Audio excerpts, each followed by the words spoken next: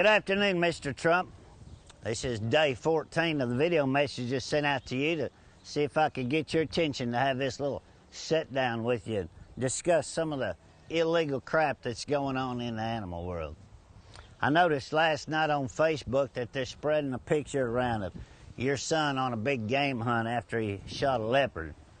Now, I'm not going to agree and I'm not going to disagree whether or not that's right or wrong. It's really not my place. But I think you'll understand a little bit about where I'm coming from. And that is, if they make that illegal, you and your son would never big game hunt again. Just like they're making it illegal for us to be able to have them in captivity and love on them. There's absolutely no difference other than we're taking care of them and you're shooting them.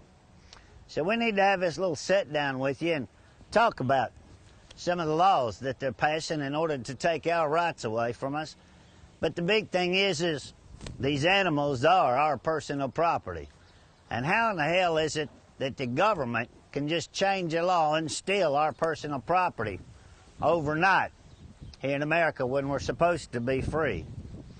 So I've been asking you 6 questions for the last 13 days. And that is whether or not you think some of this is right and some of this is wrong. But I'd like to ask you them exactly 6 questions right now. Here in America, we have a war in the animal world and the animal rights people in order to take our rights away. And 62.8 million people here in America own pets, and we'd like to know your comments and your concerns about a few issues. Question number 1. How do you feel about 501c3 organizations here in America that are scamming the public for hundreds of millions of dollars to take care of animals, and none of it goes to the animals? 90% of it goes to lobbyists to pass laws to further their agenda. 2, it seems like terrorist is the #1 topic anytime you turn the news on anymore. Are you aware that our own government, the United States Department of Agriculture, declared PETA a #1 domestic terrorist in the United States on November the 30th, 2009, and they're still a nonprofit tax organization here in America?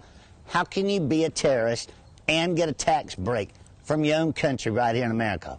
3, we'd like to know your opinion on how you feel on online bullying, not only of children, but adults, in the name of free speech, in order to bash somebody and ruin their reputation and their good name, only to make money for yourself and get away with it under the Declaration of Free Speech. 4, we'd like to know, how come us Americans that own our own property, own our own houses, and pay taxes on them do not have the right to have our own pets that we choose to have on our property or in our homes? Number 5, do you not think that we Americans have the right to assume the risk of our profession, no different than a cop, a firefighter, an oil rig worker, or anyone else that has the assumption of the risk of their professions? It is our right. And please, if you become president, give us back our right. And number 6, one of the most important, and this kind of touched on your speech at the Oklahoma State Fair about things being made in other countries and taxing them when they come into America. Do you not believe that it should be a right that any product made from the rainforest or an animal's habitat somewhere in the world should be taxed in order to be sold in America, and that tax money go back to helping rebuild the habitat and the rainforest so some of these animals don't become extinct in the futures to come?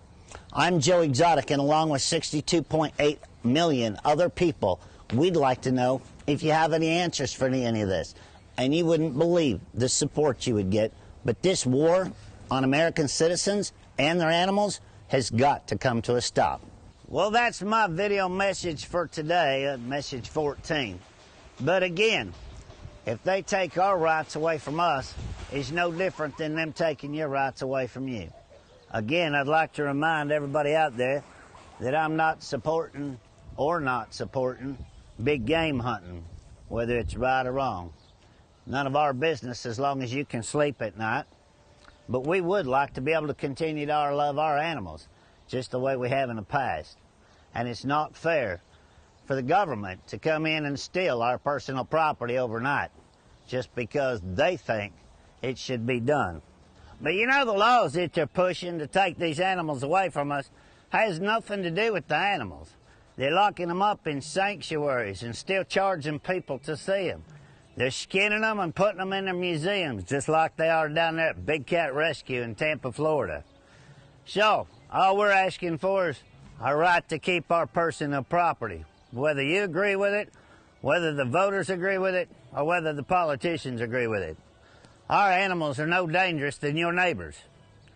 Being able to drink and drive and carry guns and walk into schools and shooting people. I don't think you're going to see any of our animals doing that, so we'd like to know why the hell you're going to take them away from us. The American public is in an outrage, and we'd like to have some answers. So any of you other presidential candidates that happen to see any of these videos, we're going to vote for the first son of a bitch that sits down and has a talk with us. We don't care who it is, as long as you give us the respect to hear our concerns and our problems. I'm Joe Exotic, and I'll see you tomorrow for video message number 15.